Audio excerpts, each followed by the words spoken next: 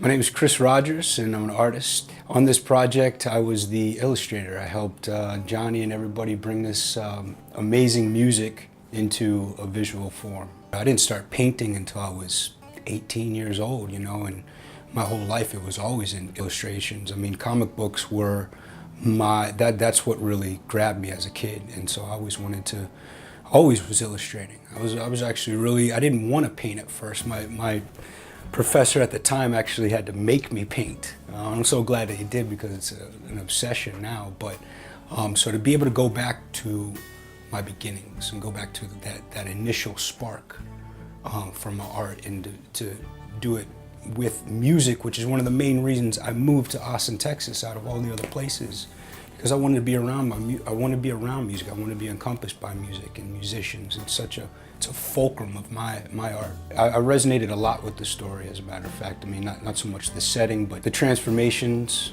that the main character went through, and some of the highs and lows, and overcoming difficulty, and having to rely on a higher power. And so there was just a lot of stuff that I connected with in the story, and so I really wanted to bring to light the weight of the music and connect it with the weight of the story and kind of correlate that in a visual form for something, to bring some aesthetics to the story. What I really wanted to bring to light was the darkness of the story, because I really feel like one of the most important things that I connected to in the story is this starting one place where things are seemingly overwhelming and tumultuous and turbulent, and making it through the other side, living through that pain, living through that depression, whatever it is, that negativism, and coming out the other side. So there's a lot of darkness and light and contrast and shadow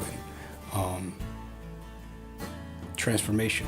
There are a lot of issues that are brought to light in this story in Hillcrest, and I feel like, as an Austinite and Austin artist, it definitely parallels with a lot of stuff that's going on socially. I mean, namely the gentrification that's going on the east side and the influx of all these new people. I mean, I was one of them 6 years ago, and there's a lot of things that are up and down and kind of unsorted, and there are people that are displaced and out of sorts, and there's a lot of stuff that seems unfair.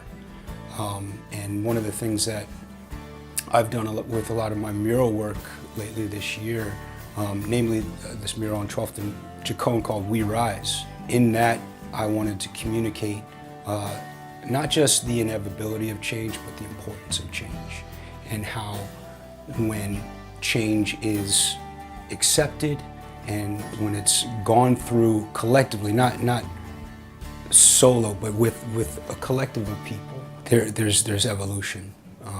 There were things in my life that I was unwilling to accept. There are things in my life that I wasn't willing to change, but I found that with acceptance and with change, that's where new things can come. That's where new light can come. That's where new life can come. I feel that my role as an artist, in general, is to be as honest as I can possibly be. And through that, I mean, honesty is something that you can't, it resonates. It resonates. I mean, to this day, one of the best concerts that I ever saw was Lauryn Hill. This was in 2001 at the Tabernacle in Atlanta. And this is when she first came out with her Unplugged album. And it was just her and a guitar. And it was probably 200 people in the audience, and she was crying while she was singing.